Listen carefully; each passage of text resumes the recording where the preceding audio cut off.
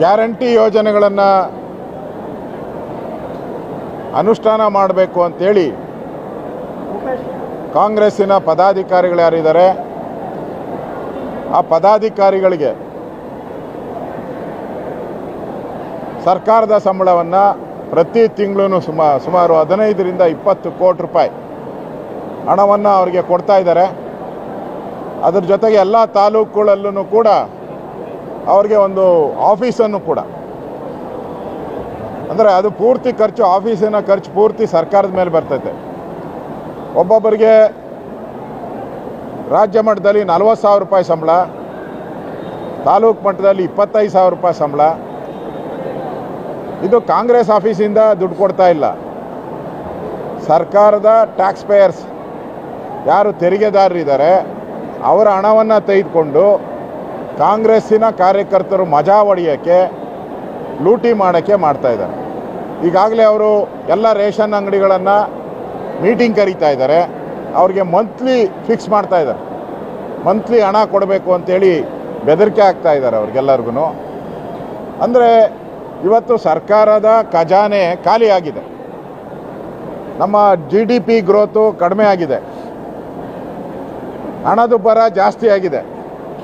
ಸಂಬಳ ಕೊಡೋಕ್ಕೆ ಅಂಗನವಾಡಿಯಲ್ಲಿ ಕೆಲಸ ಮಾಡ್ತಾರಲ್ಲ ದುಡ್ಡಿಲ್ಲ, ಆಶಾ ಕಾರ್ಯಕರ್ತರು, ಅವ್ರಿಗೆ 3,000 ರೂಪಾಯಿ ಸಂಬಳ. ಅಡುಗೆ ಮಾಡೋರು, ಬಿಸಿ ಊಟ ಮಾಡೋರಿಗೆ 3,000 ರೂಪಾಯಿ ಸಂಬಳ. ಈ ಕಾಂಗ್ರೆಸ್ಸಿನ ಚೇಲಾಗಳಿಗೆ 25,000 ರೂಪಾಯಿ 40,000 ರೂಪಾಯಿ ಸಂಬಳ. ಇವ್ರು ಯಾರನ ಅಂಗನವಾಡಿಯಲ್ಲಿ ಹೋಗಿ ಅಡುಗೆ ಮಾಡ್ತಾರೆ? ಇವ್ರು ಯಾರು ಆಗವರಲ್ಲ, ಅಧಿಕಾರ ಕೊಟ್ಟವ್ರ, ಯಾರು ಅಂಗನವಾಡಿಯಲ್ಲಿ ಹೋಗಿ ಅಡುಗೆ ಮಾಡಲ್ಲ. ಅವ್ರಿಗೆ ಮಾತ್ರ 3,000, ಇವ್ರಿಗೆ 25,000 40,000. ಅದು ಸರ್ಕಾರದ ದುಡ್ಡು. ಅದರಿಂದ ಇದನ್ನು ವಿರೋಧ ಮಾಡ್ತಾ ಇದ್ದೀರಿ. ಈಗಾಗಲೇ ಅಲ್ಲಿ MLA ಇರ್ತಾರೆ, ಅವರೇ ಅದನ್ನು ಸೂಪರ್ವೈಸ್ ಮಾಡ್ಬೋದು. MLAಗೆ ಫಂಡ್ ಕೊಡ್ತಾರೆ, MLA ಸಂಬಳ ತಗೊಂತಾರೆ, MLAಗೆ TADA ಬರ್ತದೆ. ತಹಸೀಲ್ದಾರ್ ಇರ್ತಾರೆ, ತಹಸೀಲ್ದಾರ್ಗೆ ಸಂಬಳ ಬರ್ತೈತೆ, ಲಕ್ಷಾಂತರ ರೂಪಾಯಿ ಸಂಬಳ. ತಹಸೀಲ್ದಾರು, MLA, MP ಎಲ್ಲ ಇದ್ದು ಅವ್ರನ್ನ ಅಧಿಕಾರವನ್ನು ಮೊಟಕುಗೊಳಿಸಿ, ಅಂದರೆ MLAಗೆ MP ಗಳಿಗೆ ನೀವುಗೆ ಯೋಗ್ಯತೆ ಇಲ್ಲ ಅಂತ ಹೇಳ್ತಿದ್ದೀರಾ ನೀವು?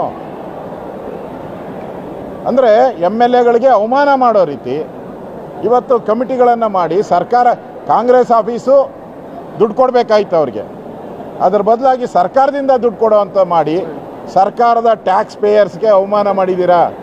ಈಗಾಗಲೇ ಹಣದುಬ್ಬರ ಜಾಸ್ತಿ ಆಗಿದೆ, ಹಣ ಖಾಲಿಯಾಗಿದೆ, ಖಜಾನೆ ಖಾಲಿಯಾಗಿದೆ. ಇದರಲ್ಲಿ ಇಂಥ ಬರಗಾಲದಲ್ಲಿ ಇವ್ರಿಗೆ ಸಾಲ ಮಾಡಿ ತುಪ್ಪ ತಿನ್ನುವಂತಾರಲ್ಲ, ಕರ್ನಾಟಕ ಸರ್ಕಾರ ಸಾಲದಲ್ಲಿದೆ, ಪ್ರತಾಪಕ್ಕೆ ಹೊರಟಿದೆ ಸಾಲದಲ್ಲಿ. ಈಗ ಅವರು ಕಾಂಗ್ರೆಸ್ ಕಾರ್ಯಕರ್ತರಿಗೆ ತುಪ್ಪ ಕೊಡೋವಂಥದ್ದು, ಇದು ಯಾವ ನ್ಯಾಯ? ಅದರ ವಿರುದ್ಧ ಇವತ್ತು ಹೋರಾಟವನ್ನು ಮಾಡಿ ನಾವು ಧರಣಿಯನ್ನು ಮಾಡ್ತಾ ಇದ್ದೀರಿ. ಗ್ಯಾರಂಟಿ ಅನುಷ್ಠಾನಕ್ಕೆ ಅಂತ ಈಗ ಪಂಚಾಯಿತಿ ಲೆವೆಲಲ್ಲಿ ಅವ್ರಿಗೆ ಜವಾಬ್ದಾರಿಗಳನ್ನು ಕೊಟ್ಟಿದ್ದಾರೆ, ಆದರೂ ಕೂಡ ಈ ಥರ ಒಂದು ಕಮಿಟಿಗಳನ್ನು ಮಾಡಿ ದೊಡ್ಡ ಮಟ್ಟದಲ್ಲಿ ದುಡ್ಡು ವೆಚ್ಚ ಮಾಡೋದಕ್ಕೆ ಹೊರಟಿದೆಯಾ? ಅಲ್ಲ, ಇವ್ರಿಗೆ ಹಂಗಾರೆ ತಹಸೀಲ್ದಾರ್ಗಳನ್ನ, ACಗಳನ್ನ, PDOಗಳನ್ನ ಎಲ್ಲ ತೆಗೆದಾಕ್ಬಿಡ್ಲಿ, ರೆವಿನ್ಯೂ ಇನ್ಸ್ಪೆಕ್ಟರ್ನೆಲ್ಲ ತೆಗೆದಾಕ್ಬಿಟ್ಟು ಅವ್ರು ಯಾರು ಬೇಡ, ಇನ್ಮೇಲೆ ಯಾವುದೇ ತಹಸೀಲ್ದಾರು PDO ಯಾರು ಬೇಡ, ಇವ್ರನ್ನೇ ನೇಮಕ ಮಾಡಿಬಿಡಿ, ಅವರೇ ಬೆಸ್ಟಾಗಿ ಕೆಲಸ ನಡೆಸ್ತಾರೆ. 2 ಕಡೆ ಯಾಕೆ ಸಂಬಳ ಕೊಡ್ತೀರಾ? PDOಗೂ ಸಂಬಳ ಕೊಡ್ತೀರಾ, ಇವ್ರು ಕಾಂಗ್ರೆಸ್ ಅವ್ರಿಗೂ ಸಂಬಳ ಕೊಡ್ತೀರಾ. 2 ಸಂಬಳ ಹೋಗ್ತಾ ಇದೆಯಲ್ಲ, ಒಂದೇ ತಾಲೂಕು 2 ಸಂಬಳ ಹೋಗ್ತಾ ಇದೆ. ಇದು ಯಾವ ನ್ಯಾಯ?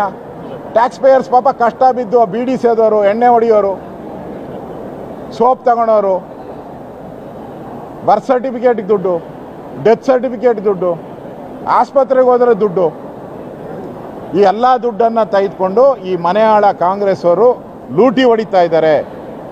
ಈ ಲೂಟಿ, ಟ್ಯಾಕ್ಸ್ ಪೇಯರ್ಸ್ ಹಣ ಲೂಟಿ ಹೊಡಿತಾ ಇದ್ದೀರಾ, ಇದನ್ನು ರದ್ದು ಮಾಡಬೇಕು ಅಂತೇಳಿ ಹೋರಾಟವನ್ನು ಮಾಡ್ತಾ ಇದ್ದೀವಿ.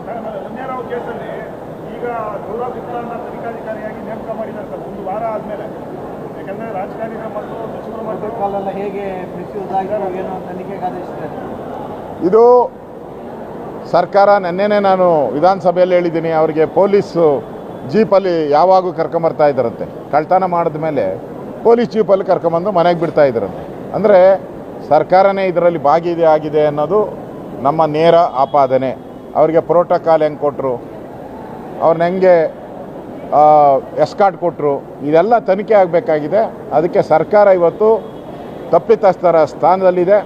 ಈಗಾಗಲೇ ಈ ತನಿಖೆ CBIಗೆ ಹೋಗಿದೆ. ಅವ್ರು ನಿಷ್ಪಕ್ಷವಾದಂಥ ತನಿಖೆ ಮಾಡಲಿ. ಯಾರು ಪತ್ರಿಕೆಗಳಲ್ಲಿ ಬರ್ತಾ ಇದೆಯಲ್ಲ ಮಂತ್ರಿ ಇದೆ, ಅವ್ರ ಮೇಲೆ ಕ್ರಮ ಆಗಲಿ.